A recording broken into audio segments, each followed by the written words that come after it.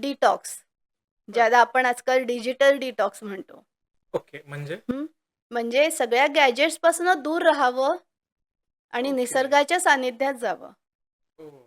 मग तुम्ही जिथे राहत असाल तिथे शहरात फार काही आपल्याला निसर्गाच्या सानिध्यात राहायचं नाही. म्हणजे फार ऑप्शन्स नसतात. हां, पण निदान घरातल्या घरात बागकाम करा.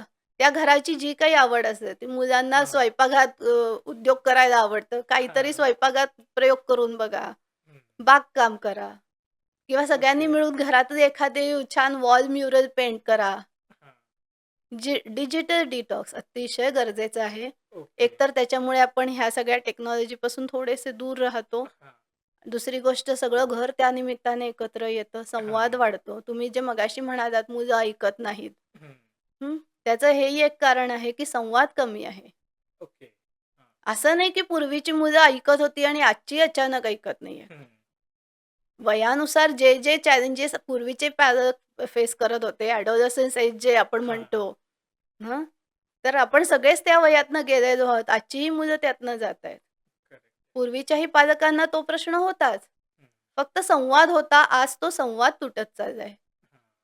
तर ह्या सगळ्या ॲक्टिव्हिटीजमधनं तो संवाद साधता येतो आपल्याला.